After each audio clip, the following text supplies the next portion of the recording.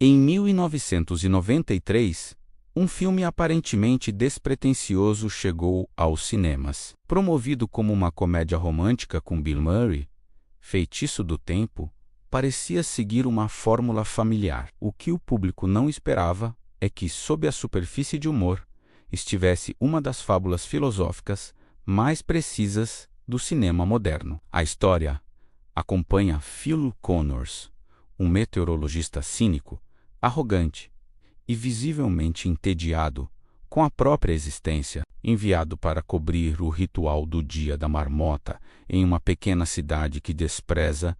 Ele exala um profundo ressentimento. Phil está preso não apenas em Punxsutawney, mas em uma estagnação emocional que o impede de enxergar qualquer valor fora de si mesmo. Ele cumpre suas obrigações com o mínimo de esforço.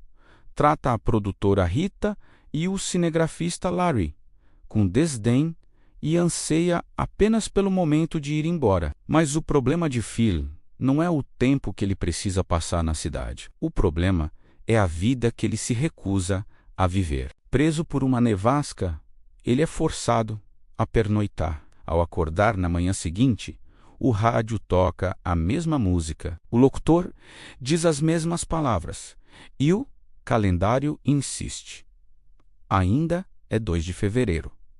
O dia reiniciou. Phil Connors está preso em um loop temporal, condenado a reviver o mesmo Dia da Marmota indefinidamente. Esta estrutura, o loop, funciona como uma metáfora precisa da repetição, que define a vida moderna. Acordar, cumprir as mesmas tarefas, interagir com as mesmas pessoas, sentir o mesmo vazio e ir dormir, apenas para recomeçar o ciclo no dia seguinte. O filme materializa a sensação de estagnação em uma regra narrativa inescapável. O detalhe crucial, porém, é a fantasia do reset externo. Para Phil, acordar no mesmo dia oferece uma promessa sedutora, uma chance infinita de recomeço sem consequências. É a mesma lógica que alimenta a virada do Ano Novo. A promessa simbólica de que uma mudança no calendário pode, por si só, produzir uma mudança automática na pessoa. Acreditamos que, ao virar a página, o passado é zerado e uma nova versão de nós mesmos pode emergir.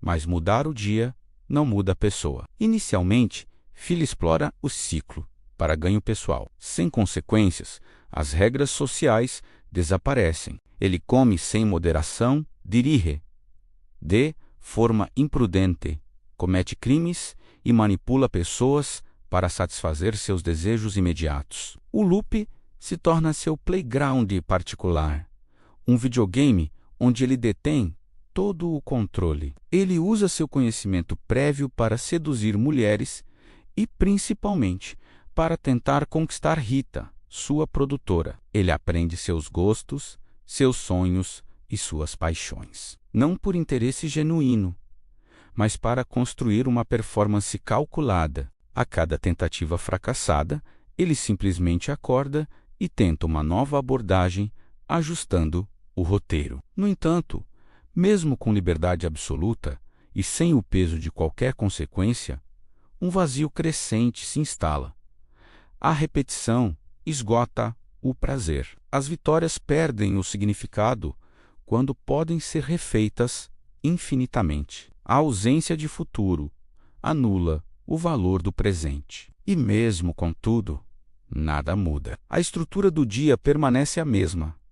E, mais importante, ele permanece o mesmo. A percepção de que o ciclo é inescapável transforma a fantasia em pesadelo. A liberdade se converte em uma prisão existencial. O que antes era uma oportunidade para o hedonismo se torna a constatação da própria impotência. Phil Connors não controla o tempo o controla. A partir desse ponto, ele não tenta mais explorar o loop, mas escapar dele. Suas tentativas se tornam progressivamente mais extremas. Ele se joga de um prédio, eletrocuta-se, deixa-se atropelar por um caminhão. Cada método resulta na mesma cena.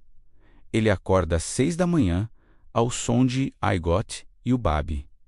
O sofrimento não pode ser evitado. A morte não é uma saída. É aqui que uma camada invisível da narrativa se revela.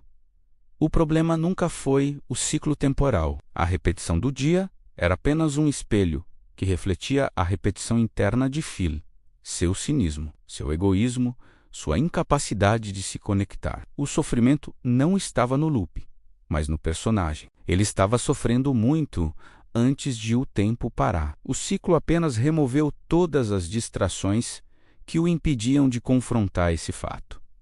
A mudança não vem de fora. O ponto de virada não é um evento dramático, mas uma transição sutil. Esgotado de lutar contra o ciclo, Phil parece aceitá-lo. E nessa aceitação, algo novo emerge. Ele começa a agir sem a expectativa de uma recompensa externa. Ele não tenta mais usar o dia para escapar ou para se beneficiar, mas para preenchê-lo. A mudança começa com o aprendizado. Ele paga por aulas de piano, dia após dia, com a mesma professora, que nunca se lembrará dele. Aprende a esculpir no gelo, a falar francês. O processo é lento, repetitivo e inteiramente interno.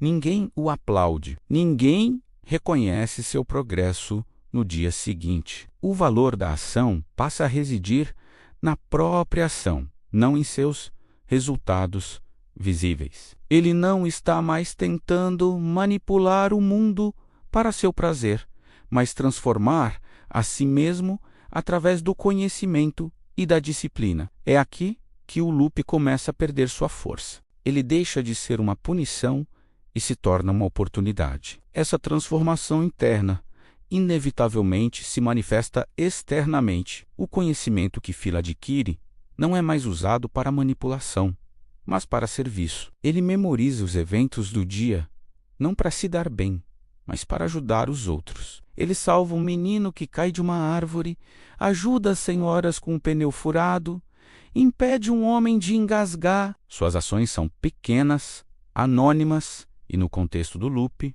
efêmeras. A cada manhã, todas as suas boas ações são apagadas. Ninguém se lembra de sua ajuda.